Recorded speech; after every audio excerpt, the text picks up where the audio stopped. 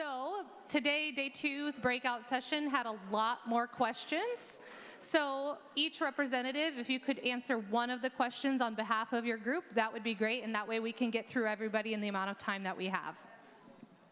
Yep, just one question. Okay. And whoever wants to start. All right. Oh, we got somebody. There we go. There we go. Yep. There it is on. Yeah, good. So just pick one question and share the thoughts. The thoughts. Okay. I'm going to go to number 4 because my group said they really wanted me to share this one answer that we had. So number 4, how do we sustain this? We talked about online training, engaging both families and teachers doing that.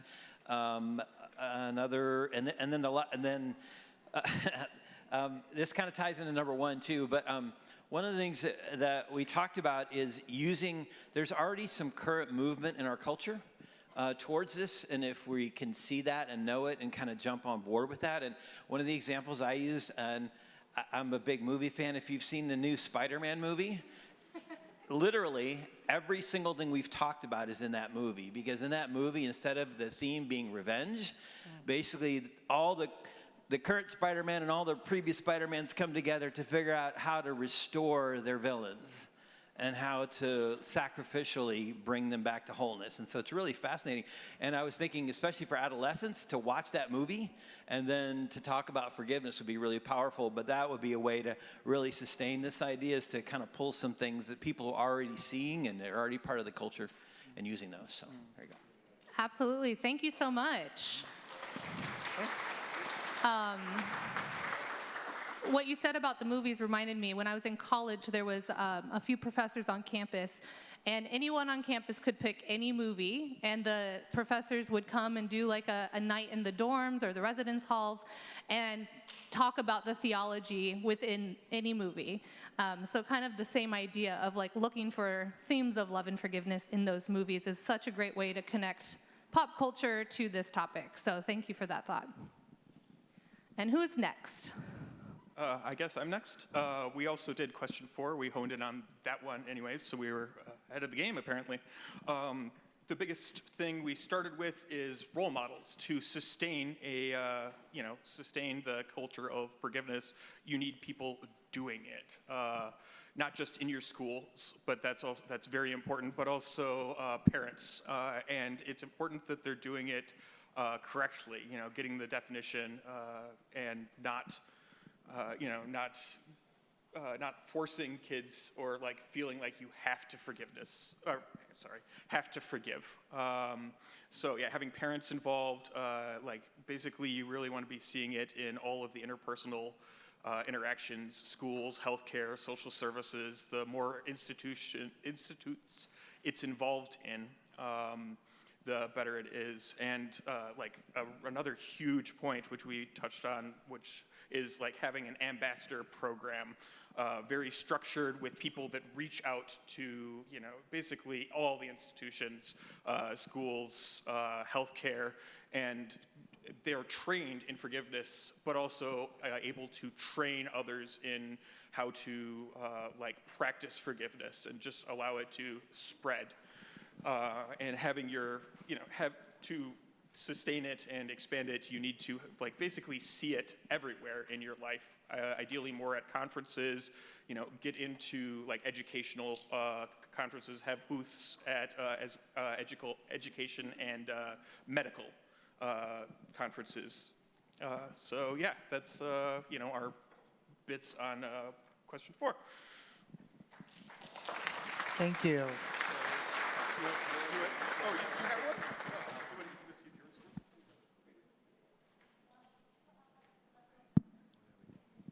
Hi, sorry, good morning. I'd just like to thank my group for volunteering me. I was having a lovely conversation with Jonathan about the Green Bay Packers, and then bombshell. Bombshell. Yeah, but we think Aaron Rodgers will do well this season, so that's okay. So our question was, the question we're going to look at is question 2, and that's really about obstacles. And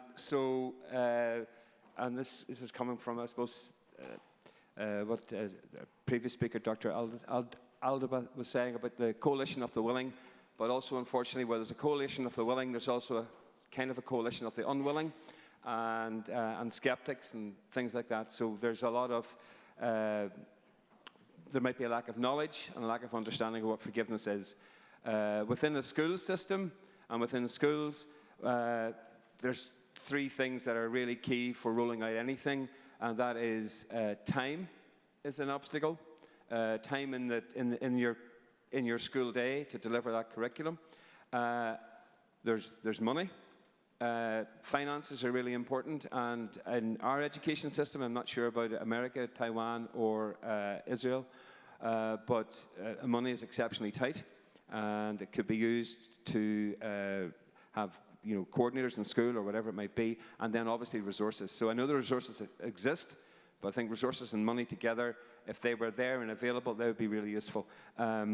There's also the obstacle of knowledge. People need to have an understanding of what forgiveness education is, and also need to have an understanding of the broader concept of what forgiveness and agape love are and what they can bring. We also discussed the fact that this might be perceived as being religious, and that might be seen as an obstacle for some people as well, rolling it out. Again, reluctancy to engage in a forgiveness education approach. And one of the other obstacles may be parents. So again, that's a lack of knowledge and a lack of understanding. So, it's very important to bring the parents on board. And one of the other things, and this is, sorry, being terribly cynical, but at maybe a system level, at the highest level, some of the obstacles might be with our politicians. So I'm only speaking for the politicians that we have in Northern Ireland. I'm sure the politicians in Taiwan and in Israel and in America have got greater good at heart, but, I'm just saying.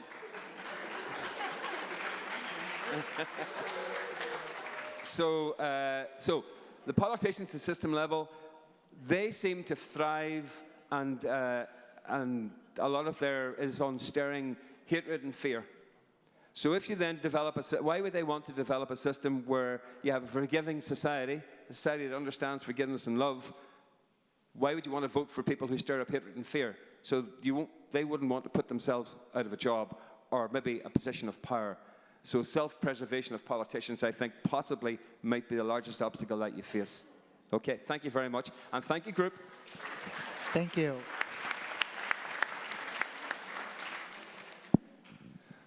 Cool. Hopefully I can be almost as controversial as you.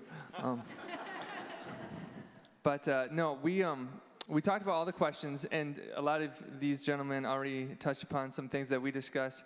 But I think I want to turn to question 4, because some of our responses to question 4, a lot of what you guys focused on was directly in the schools.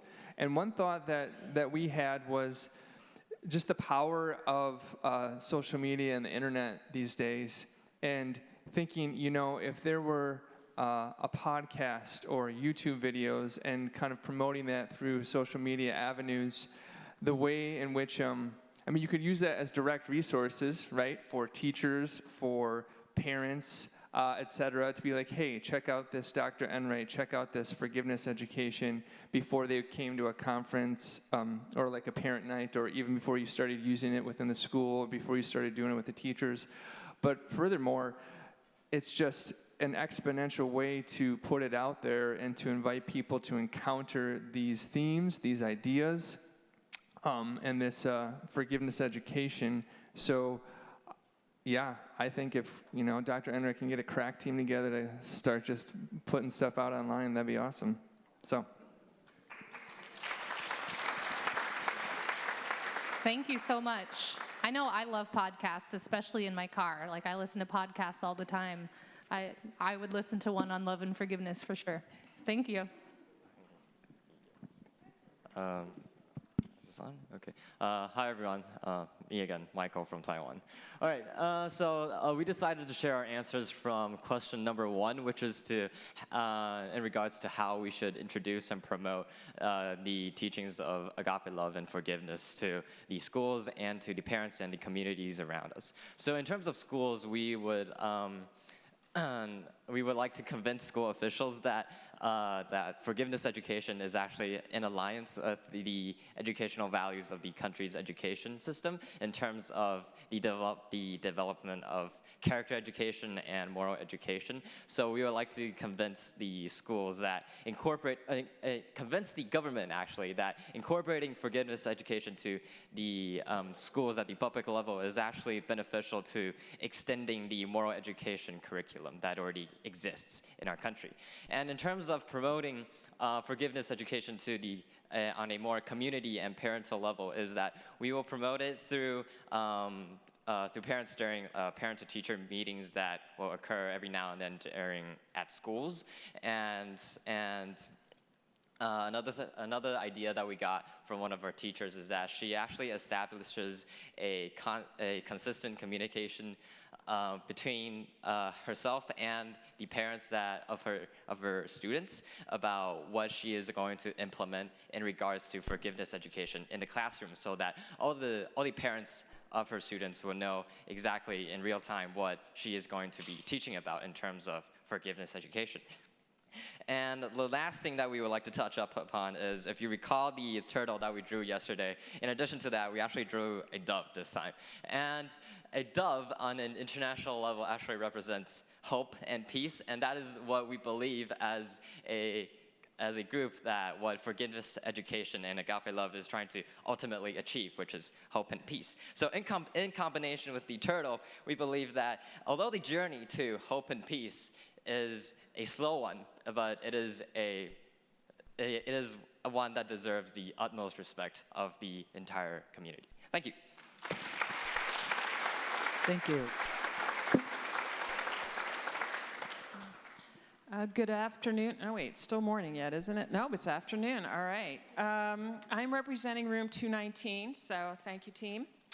I'm going to go with question 3.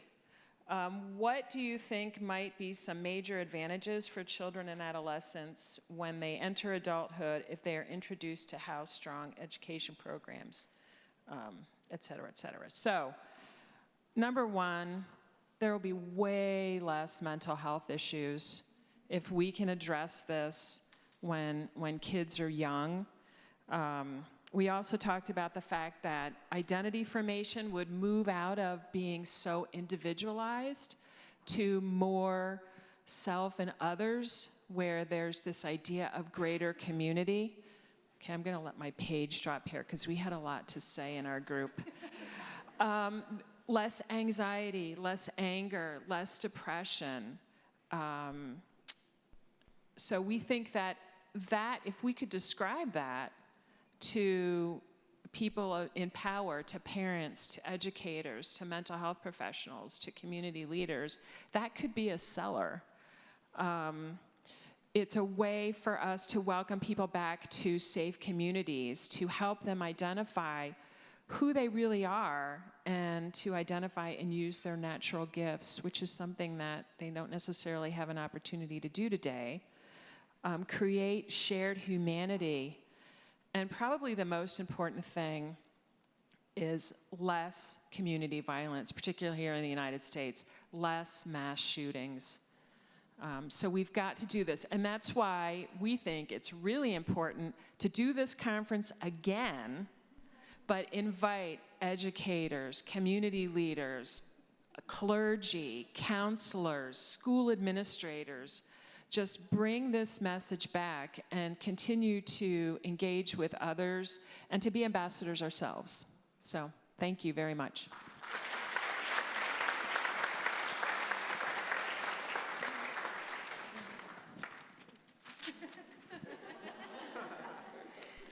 So there's no room at the table, so hello again. I'm from the Israeli team, and thank you for choosing me again to speak. We're going to answer the first question.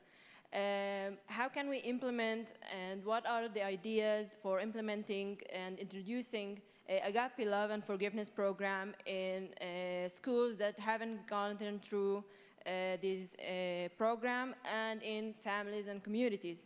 First of all, we think that we need to create an international network of ambassadors maybe ambassadors from the people attending here the conference, who will be led by the IFI. And these ambassadors hopefully will meet every 2 or 3 years and will share knowledge, experiences, and materials. And because these ambassadors will be mainly teachers and hopefully other people in other roles in the society,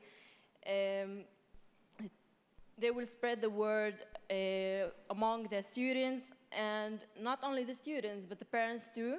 That's really important. We talked about it yesterday. The second thing is integrating the integrating forgiveness education in routine activities. There are lots of projects in school that already exist. Mainly, I know that in Israel there are many projects, amazing projects, and I believe in other countries too. So we'll take the forgiveness education program and implement it and integrate it into those activities. And the last thing is creating a regional website, since we're in the technological era, so that teachers or other ambassadors can connect with each other and share their experiences and share materials and help each other. Thank you. Thank you. Thank you, everyone. One takeaway message that I got, if I could share Absolutely. quickly, was I think we need all of you.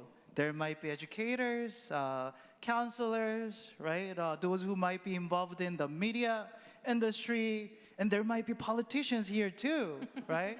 Or there might be politicians who will be listening to us due to the link, right?